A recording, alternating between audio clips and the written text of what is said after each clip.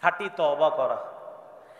সূরা তাহরিমের ৮ নম্বর আয়াত, ২৮ নম্বর পারা, ২০ নম্বর পৃষ্ঠা, সূরা তাহরিম ৮ নম্বর আয়াতে আল্লাহ বলেন, ইয়া আইয়ুহাল্লাযীনা আমানু তুবু ইলাল্লাহি তাওবাতান নাসুহা আসা রাব্বুকুম আন ইউকাফিরা আনকুম সাইয়্যাতিকুম। হে ঈমানদারগণ, তোমরা আল্লাহর কাছে খাঁটি তওবা করো, আশা করা যায় তোমাদের রব তোমাদের জীবনের সমস্ত গুনাহ মাফ করে দিবেন। তবে বলেন সবাই, তবে সবাই বলেন তওবার, বলেন ৪টি শর্ত। বলেন তওবার কয়টি শর্ত?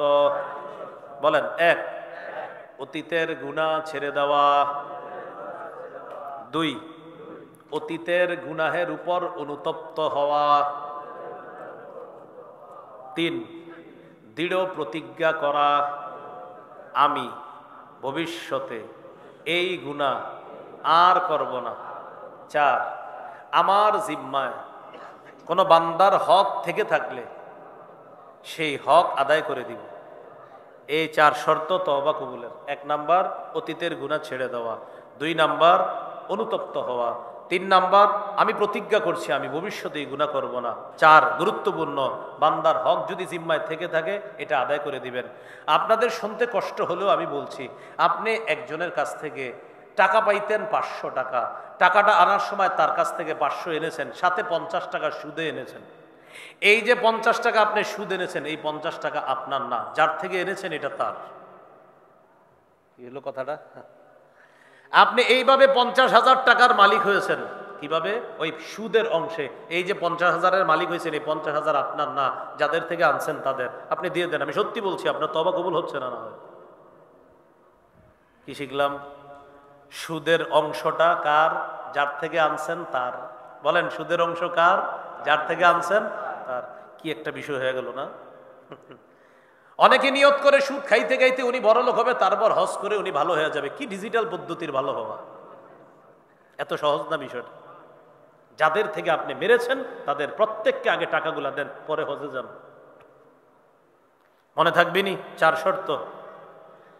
গুনাহ ছেড়ে দেওয়া, গুনাহের উপর অনুতপ্ত হওয়া, প্রতিজ্ঞা করা ভবিষ্যতে এই গুনাহ করব না। ৪ নাম্বার বান্দার হক আদায় করে দেওয়া। আল্লাহ আমাদেরকে ৪ শর্ত পূরণ করার তৌফিক দান করেন। যদি এইভাবে তওবা করতে পারেন, ইবনে মাজার ৪২৫০ নম্বর হাদিস, রাসূলুল্লাহ সাল্লাল্লাহু আলাইহি ওয়াসাল্লাম বলেন, আত্তাইবু মিনাদ যামবি কামান লা যামবা লা। গুনাহ থেকে তওবাকারী ব্যক্তি এমন হয়ে যায় যেন তার কোনো গুনাহই নাই। আপনাদেরকে একটা হাদিস শোনাই, তিরমিজির ৩৫৩৮ নম্বর হাদিস। বুখারী মুসলিমে বড় করে আসছে, তিরমিজিতে ছোট করে। কোনটা শুনবেন, বড়টা না ছোটটা? আচ্ছা ঠিক আছে, বড়টাই শোনাই আগে, পরে ছোট অংশটা শোনাই। এক ব্যক্তি সফরে বের হয়েছে। সফরে বের হওয়ার পর তার সাথে তার বাহন আছে, তার বাহনের মধ্যে তার খানা আছে, পানিও আছে, সফরের সরঞ্জাম আছে। খানা পানি সফরের সরঞ্জাম নিয়ে তিনি সফর করতে করতে শরীরে ক্লান্তি এসে গেছে। শরীরের ক্লান্তি দূর করার জন্য যাত্রা বিরতি দিয়ে এক জায়গায় তিনি নামলেন সফরের ক্লান্তি দূর করার জন্য। লোকটা যাত্রা বিরতি দেওয়ার পর যেখানে নামলেন, নামার পর তার চোখের তন্দ্রা এসে যায়। তন্দ্রা নিদ্রায় রূপান্তরিত হয়ে তিনি ঘুমের মধ্যে চলে যান, ঘুমায় গেছে। ঘুম থেকে উঠছে, উঠার পর তাকায় দেখে তার বাহনটা হারায় গেছে। বাহনের উপরে তার খানা ছিল, পানি ছিল, আসবাবপত্র ছিল, সব গেছে। মনটা খারাপ, আমি এখন কি করব? আমি কি বাকি পথ সফর করব নাকি আবার বাড়িতে ফিরে যাব? চিন্তা করে দেখলেন বাকি পথ সফর করতে গেল যেই পরিমাণ সরঞ্জাম প্রয়োজন আমার সাথে নাই, আর আমি এত পরিমাণ দূরে সফর করে চলে এসেছি, আবার পুনরায় বাড়িতে যাওয়াও আমার পক্ষে কষ্টকর, অতএব এখানেই মরতে হবে। উনি মরার জন্য এখানে রেডি। হাদিসে এটা আসছে, ওয়াবিহি মাহলাকা। উনি নিয়ত করে ফেলছে, যাক মরণটা যেহেতু হবে এখানেই হোক, না খাইতে না খাইতে মরে যাবো এখানেই। বৈশা রইছে, বৈশা বৈশা বাস মরণের টেনশনে আবার ঘুমাইসে গেছে। ঘুমাইছে, ঘুম থেকে আবার জাগ্রত হয়েছে। জাগ্রত হয়ে দেখে তার হারিয়ে যাওয়া বাহন, খানা, পানি সব সহ উপস্থিত হয়ে গেছে। খুশি কম হবে না বেশি হবে? আল্লাহু আকবার বলেন।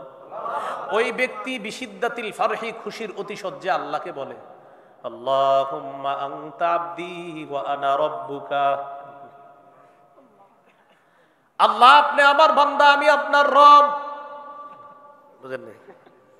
খুশিতে বইলা ফেলছে আল্লাহ আপনি আমার বান্দা, আমি আসলে মানে উনি যে কি বলছে উনি জানে না, খুশিতে আসলে বলতো এইভাবে আল্লাহ আপনি আমার রব, আমি আপনার বান্দা, এটা না বইলা বলতেছে আল্লাহ আপনি আমার বান্দা, আমি আপনার রব। নবীজি বলেন খুশির কারণে এই যে কি বলছে নিজের ঠিক নাই, এত বেশি খুশি।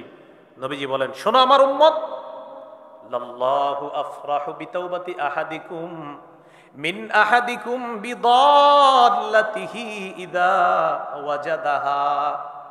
তোমাদের কেউ হারিয়ে যাওয়া বাহন ফিরে পাওয়ার পর যে পরিমাণ খুশি হয়, কোন বান্দা তওবা করলে আল্লাহ তাআলা তার চেয়ে কোটি গুণ বেশি খুশি হয়ে যায়।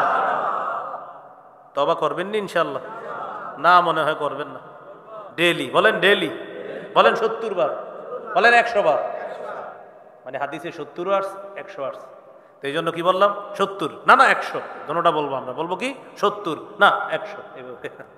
আমাদের নবীজি 70 100 বার করতেন, আমাদের তো 1000 বার করা উচিত না, 1000 না আরো বেশি।